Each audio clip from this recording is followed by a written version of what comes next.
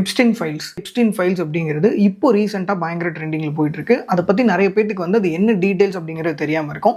இந்த வீடியோவில் அதோட மிஸ்ட்ரி என்ன, அந்த ஃபைல்ஸில் என்னென்ன விஷயங்கள் இருந்தது எல்லாத்தையுமே டீட்டெயிலாக சொல்கிறேன். வீடியோ சேவ் பண்ணி வச்சுட்டு ஃபுல்லாக பாருங்கள். ஜெஃப்ரி எப்ஸ்டீன் அப்படின்றவரோட அந்த ஃபைல்ஸ் தான் வந்து எப்ஸ்டீன் ஃபைல்ஸ் அப்படின்னு சொல்லி இப்போ ரீசெண்டாக இதாக இருக்குது.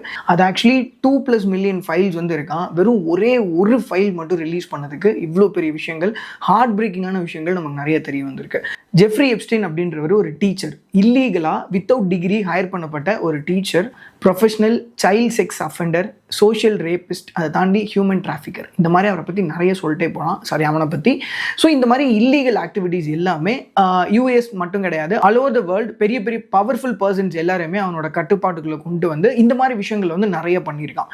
ஸோ இந்த ஜெஃப்ரி எப்ஸ்டீன் அப்படின்றவனுக்கு தனியாக ஒரு ஐலாண்டே இருக்குது, அதாவது எப்ஸ்டீன் ஐலாண்டுன்னு சொல்லி. ஸோ அந்த ஐலாண்டோட மிஸ்ட்ரி என்ன அப்படிங்கிறது தான் இந்த ஃபைல்ஸ்லேருந்து நமக்கு வந்து தெரிய வந்தது. இயர்லி ஒன்ஸ் வந்து அந்த எப்ஸ்டீன் ஐலாண்ட் அப்படின்ற இடத்துல world's most powerful and dangerous persons எல்லாரையுமே மொத்தமாக கேதர் பண்ணி, அதில் யாரெல்லாம் இருக்காங்கன்னா டொனால்ட் ட்ரம்ப், அதுக்கப்புறம் பில் கேட்ஸ்ன்னு சொல்லி பெரிய பெரிய பவர்ஃபுல் பர்சன்ஸ் எல்லாருமே அந்த இதில் வந்து வராங்க. ஒரு பார்ட்டி மாதிரி பண்ணுவாங்களாம் வருஷத்துக்கு ஒரு டைம் மட்டும். யாரை வச்சுன்னா எல்லாமே இந்த 10லிருந்து 18 வயசுக்குள்ளே இருக்கிற மைனர் சில்ட்ரன்ஸ் இருக்காங்க இல்லையா, அவங்கள வச்சு தான் இந்த மாதிரி விஷயங்கள், இந்த கேவலமான விஷயங்கள் வந்து பண்ணுறாங்க.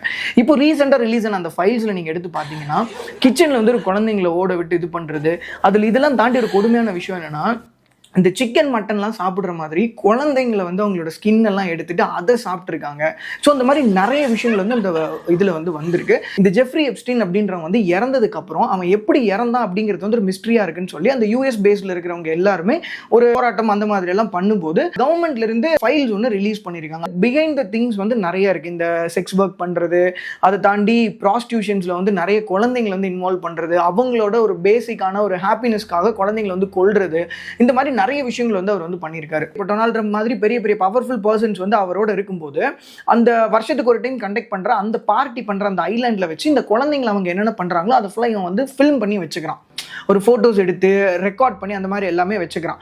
இதை வச்சுக்கிட்டு இவனுக்கு ஏதாவது ஒரு ஃபேவர் பண்ணணும், ஏதாவது ஒரு விஷயம் தேவைப்படுதுன்னா அந்த டைமில் இந்த ஃபோட்டோஸ் வச்சு மற்றவங்களை வந்து மிரட்டுறது, அந்த மாதிரி திங்ஸ் எல்லாமே நிறைய பண்ணியிருக்கான்.